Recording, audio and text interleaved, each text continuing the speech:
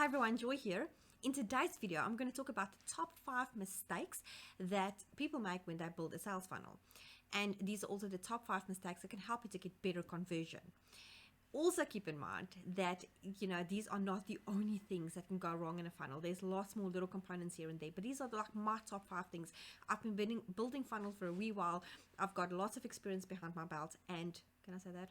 And also, I have about an average of 35% conversion rate on most of the funnels that I build for my clients, which is a pretty good conversion rate. So I think I know what I'm talking about when I say that these are your top 5 mistakes that you can make in a funnel.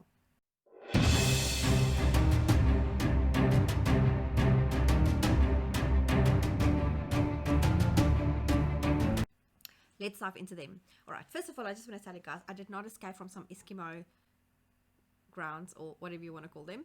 I am just very cold. It's a chilly day here in Oxford, New Zealand, hence the fact that I look like I'm coming from some Bonoman snowman person thingy imagings, whatever you want to call them.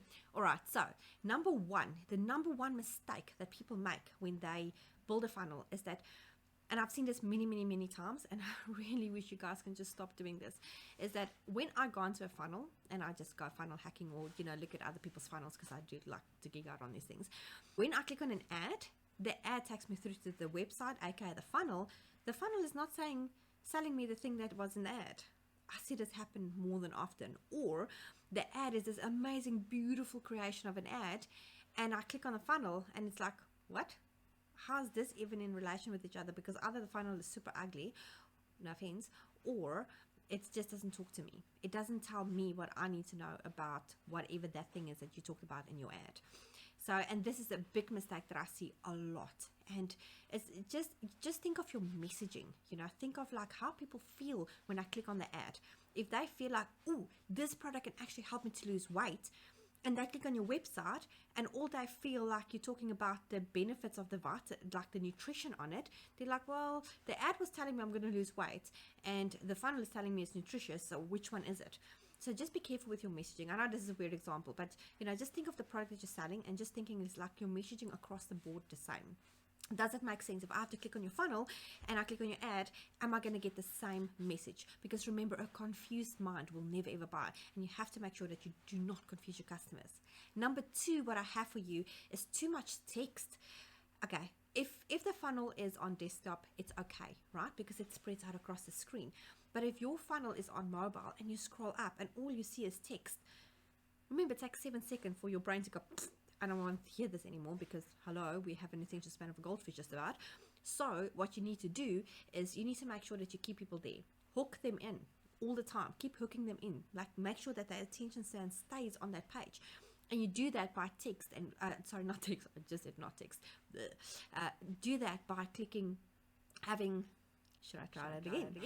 Do that by actually having videos and pictures and things like that in there, because it makes people feel more alive in some ways, I guess. I don't really know how to explain the psychology behind it, but I mean, you're more likely to click on something or believe something if you have a video in there, or a headline that stands out to you, or a picture or something. But if you're just going to have a lot of boring technical text things all the time, yeah, people are probably going to get bored and not read everything. But if you have like a quick picture that says, oh, this is how I feel, maybe you're selling weight loss and you have like, I don't know, a person in your funnel with a ribbon around them, or like saying, yeah, I've lost the weight, or I don't know, something weird. But anyhow, so if you have something like that in there that can entice people to say, you know what, this product can actually work for me. And testimonials, this is number 3 that I've got, is like testimonials. So okay, when you just start out, you're obviously not going to have testimonials. What I would recommend is, like, even if you have to give your product away for free to just like 3 or 4 people to get them to give you feedback, please do that. I have coached so many people for free, or I've given them maybe an hour or 2 of coaching sessions for free, just so I can get a testimonial, because I know that I can give them value. And all I needed in return was just to say, yes, this person was great and she helped me, not to blow my own bubble, but because I want to have a reputation of me helping people, because that's what I do in this world. I want to help people, right? And I mean, if you've maybe watched this and you've been coached by me, you know that I help you. And I just want other people to know that, so I can build up my reputation. And this is what you need to do when you get testimonials in. You have to let people understand that, this is not a fake product, or this is not something that I think is amazeballs. This is actual testimonial. And if you have a video testimonial, it is so much stronger. But not everybody wants to do video testimonials. I myself have very few video testimonials, and I'm very grateful for the few that I do have, because the people are just absolutely amazing that's in my life. But not everybody is comfortable with video, and that's okay. But just get somebody then to just make sure that they put it on your Facebook page. So there's a social, aside from the 5 ones here, there's another mistake that people make on a social media one. Sorry, 6 tips actually for you. Bonus tip here is that don't ask for testimonials in emails. Ask for people to go and put it on your Facebook page, or where that you can actually let everybody see it. Because if you have a testimonial in email, where do you go with it? So at least if you have a video, you can put it on YouTube or whatever other video platform there is. But if you have a Facebook one, then it's nice because you can put it on your Facebook page, and everybody else that goes onto your Facebook page can see that, and that is really good. Okay, that's a bonus tip for you. Number 4, what I have is that people hack the wrong funnels sometimes, and I actually did this mistake myself when I very started out about 2 years ago, is that I would hack funnels that is not successful, and you think it's successful, but it's not, because they might actually have just 5 people buying their product, and meanwhile here you go buying their product, you check out the funnel, you're like, oh, this is so cool, I'm going to do this. But back in the ranch, they're only really selling like 10 of these things a week, and here you are hacking the majingles out of it, and you're thinking, oh, I'm not making sales, what's happening? It's because you probably hacked the wrong funnel too. So be careful. Make sure that when you hack funnels, it is funnels that have a reputation from sales or whatever.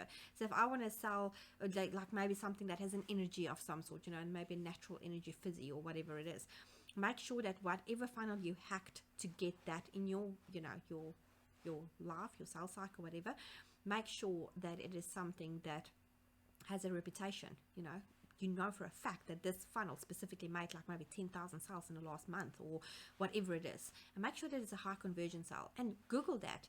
And the only way you're going to find out is like Googling it and go on their Facebook page. And because a lot of times, and I did the mistake myself in the beginning, I just go and I will find a funnel and I'm like, okay, this is cool, I'm going to model this funnel, but then I stop there. Don't stop there. Go and look at their Facebook. Go and look at their Instagram. If they have this amazing looking funnel, and that they just look so awesome, and you go look on their Instagram and they only have 2 followers, or they don't even have an Instagram account, or they don't have a Facebook account, then it's alarm bells. So just saying, out of my experience anyway, that's what I found. The last one that I have for you guys, number 5, is people don't add a freaking tracking code. People add a tracking code. It is like the most basic thing that you can do, but then you can see your traffic, understand what is going to your funnel, how you can convert them, especially a pixel, Facebook pixel. These things cost nothing, just put it in. It's the very basic thing to help you to just understand what type of traffic is actually going to your funnel. This is so important, because of why? Then you can go and retarget them much better, something like that. I'm so excited today. You guys have to excuse me. My brain is going a little bit woo-hoo because of the crazy weather that we're having today. And I'm just so bloody cold. Anyhow, so, because I can't light the fire because we have winds coming through the house. And if I light the fire, it just makes massive amount of smoke in the house. So it's my life today. Anyhow, I'm very happy that you guys are in this video. Please do hit the thumbs up, the like button. And if you want me to expand any of these points that I've mentioned, even the random number 6 social media testimonial one, anything that you want me to expand on, please drop in the comments what you would like to see, and I would be happy to make more videos, more in-depth videos on this for you guys. But I want to keep this video short, so I just wanted to mention the top 5 mistakes that really just nagged the majingles out of me, and I wanted you guys to be not doing them. Anyhow, so I hope you like this video. Please, like I said, give me the thumbs up, subscribe. It does help the algorithm, and it does help me to grow this channel and actually to keep providing you guys with lots of free awesome content. Awesome. Have a good day, breakfast, lunch, dinner, wherever you are in the world. And remember, you are unique, you're awesome, and I appreciate you. Cheers.